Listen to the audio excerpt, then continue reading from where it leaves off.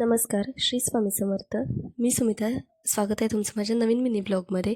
आमच्या प्रणवीचा बड्डे होता, त्यामुळे रात्री 12 वाजता केक कटिंग चालू होतं आणि मी इथं व्हिडिओ कॉलमध्ये तिचा बड्डे एन्जॉय करत होते. हे तिचं जन्मल्यापासूनचं पहिलं वर्ष असेल, ज्या वर्षी मी नाही आहे तिच्यासोबत. पण असो, तिची एन्जॉयमेंट सगळ्यात महत्त्वाची होती माझ्यासाठी आणि तिनं खूप छान असा बड्डे सेलिब्रेट केला. मी बरोबर 12 वाजता तिला कॉल केलेला होता आणि इथं मावशी वगैरे सगळीजणं तिला केक वगैरे भरवत होते. तिचं काही भलतंच इतकी एक्सायटेड असते ना ती बड्डेसाठी की बाप रे बाप. कदाचित सगळी मुलं तशीच असतील.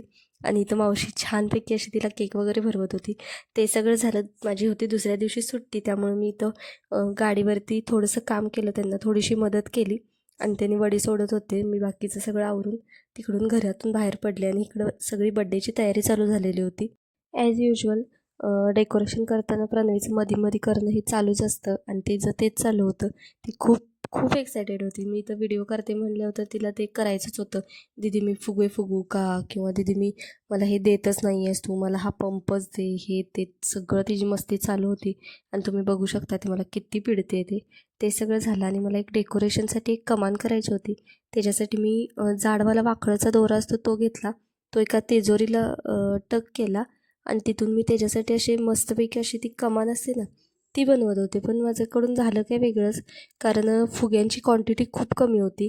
आम्ही एक पॅकेट आणलेलं होतं ज्याच्यामध्ये बार्बी, स्टार आणि फुगे असं सगळं कॉम्बो होता तो. आणि त्या कॉम्बोमध्ये फुगे त्यांनी दिलेले होते थोडे, आणि फुगे फुटताना पण भरपूर सारे फुटले, फुगवताना सॉरी. त्यामुळे त्या फुगे खूप आम्हाला कमी पडले आणि तर काका मला डेकोरेशनला मदत करत होता आणि तो मी व्हिडिओ सेट केला आहे. याच्यासाठी तो इतका हसत होता ना. आणि मी खरं सांगायचं झालं तर ते हॅपी बड्डेचं जे लेबल असतं ते मी सगळं उलटं लावलेलं होतं. आधीच तो त्याच्यासाठीच हसत होता आणि त्यानंतर मग त्यानं मला डेकोरेशनला खूप सारी मदत केली. कदाचित सगळं यावर्षी डेकोरेशन त्यानं केलं म्हटलं तरी चालेल. तो मला अँगल वगैरे सांगत होता की हां हे आपण असं लावूया, हॅपी बड्डेचं तसं लावूया वगैरे. ते सगळं झालं आणि आमची इथं मस्ती चालूच होती. तो इतका हसत होता ना, मला बोलत होता मला काय व्हिडिओमध्ये घेऊ नको बाई. पण मी नाही, मी इतकी आगाव आहे ना, खरं सांगायचं झालं तर मी त्याला व्हिडिओमध्ये घेतलं आणि तोपर्यंत इथं सगळं भांडे वगैरे गोळा करणं चालू होतं. कारण आज स्पेशल मिसळचा आणि नॉनव्हेजचा बेत होता.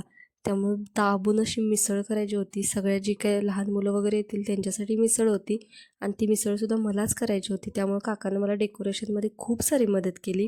आम्ही इथं डेकोरेशन वगैरे करायला घेतलेलं होतं आणि फुगे तुम्हाला मी जसं म्हणले तसं निम्मे फुगे फुटून गेलेले होते.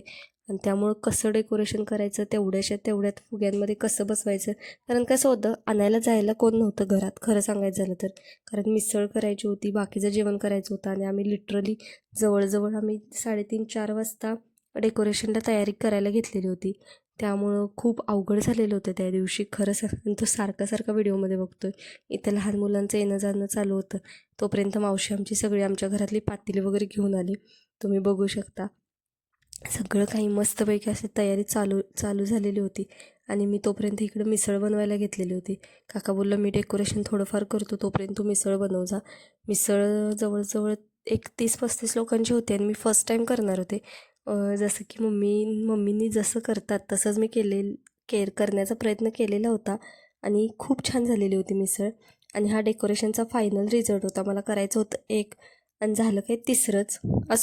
असं होतं माझ्या बाबतीत. तुमच्या बाबतीत सुद्धा होतं का नक्की मला कमेंट करून सांगा. आणि मी तुम्हाला पुढं दाखवते मिसळ मी कशी बनवली.